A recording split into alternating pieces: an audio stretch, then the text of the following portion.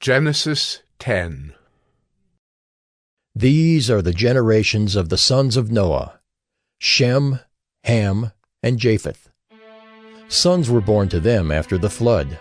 The sons of Japheth: Gomer, Magog, Madai, Javan, Tubal, Meshech, and Tyrus. The sons of Gomer: Ashkenaz, Riphath, and Togarmah. The sons of Javan: Elisha, Tarshish, Kittim, and Dodanim. From these the coastland peoples spread in their lands, each with his own language, by their clans, in their nations. The sons of Ham: Cush, Egypt, Put, and Canaan. The sons of Cush: Seba, Havilah, Sabta, Raamah, and Sabtucah. The sons of Raamah: Sheba and Dedan. Cush fathered Nimrod. He was the first on earth to be a mighty man. He was a mighty hunter before the Lord. Therefore it is said, like Nimrod, a mighty hunter before the Lord. The beginning of his kingdom was Babel, Erech, Akkad, and Calneh in the land of Shinar. From that land he went into Assyria and built Nineveh, Rehoboth-ir, Calah, and Resen between Nineveh and Calah, that is, the great city.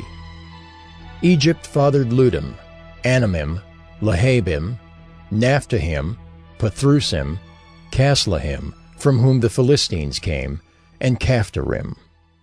Canaan fathered Sidon his firstborn, and Heth, and the Jebusites, the Amorites, the Girgashites, the Hivites, the Archites, the Sinites, the Arvadites, the Zemarites, and the Hamathites.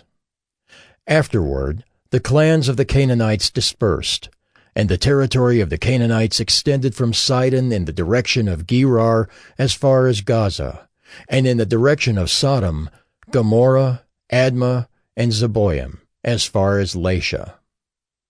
These are the sons of Ham by their clans, their languages, their lands, and their nations. To Shem also, the father of all the children of Eber, the elder brother of Japheth, children were born. The sons of Shem: Elam, Asher, Arpachshad, Lud, and Aram. The sons of Aram: Uz, Hul, Gether, and Mash. Arpachshad fathered Shelah, and Shelah fathered Eber. To Eber were born two sons. The name of the one was Peleg, for in his days the earth was divided, and his brother's name was Joktan. Joktan fathered Almodad, Sheleph, Hazarmaveth, Jerah, Hadoram, Uzal, Diklah, Obal, Abimael, Sheba, Ophir, Havilah, and Jobab. All these were the sons of Joktan. The territory in which they live extended from Mesha in the direction of Sephar to the hill country of the east.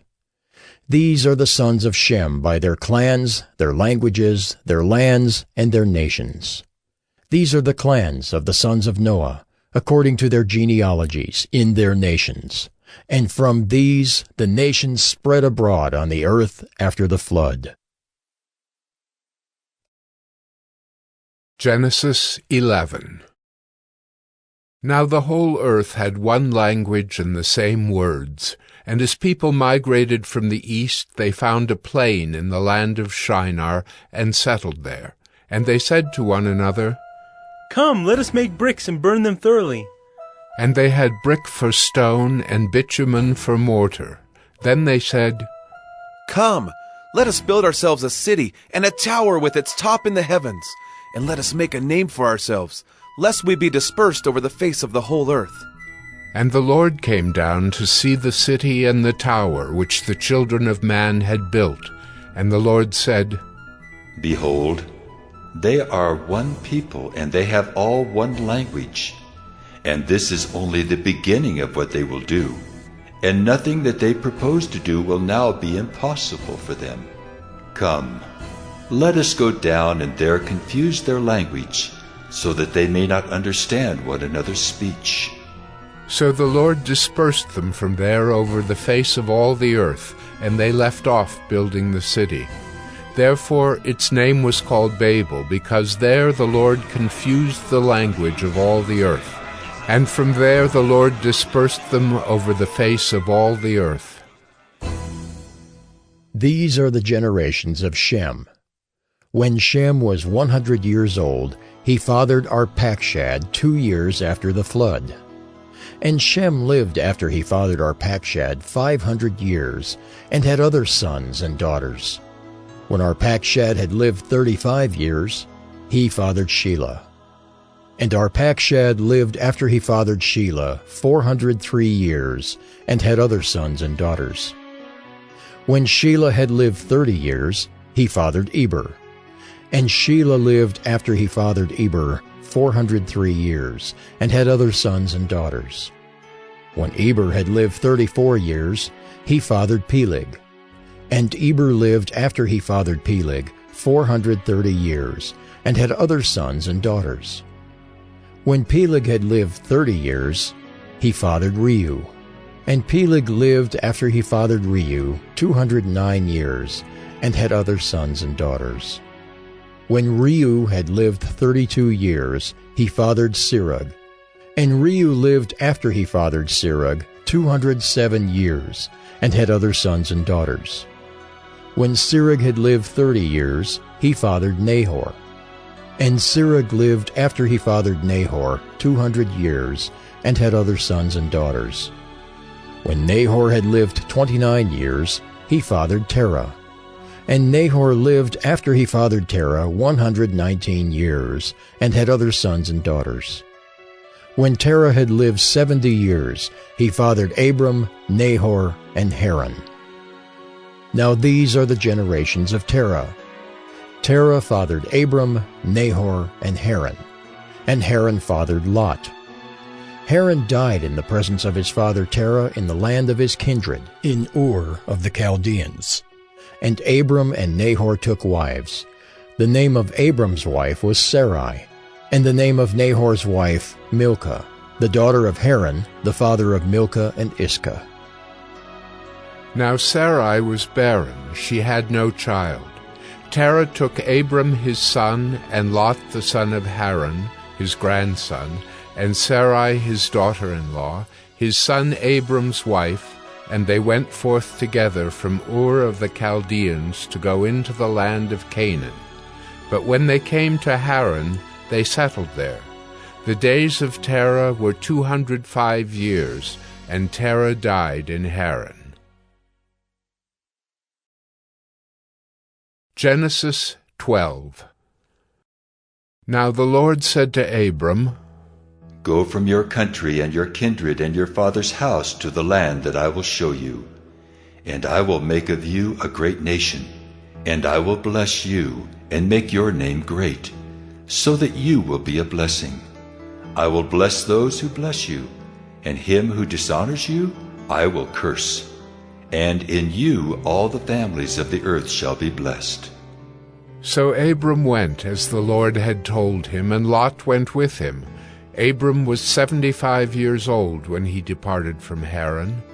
And Abram took Sarai his wife, and Lot his brother's son, and all their possessions that they had gathered, and the people that they had acquired in Haran, and they set out to go to the land of Canaan.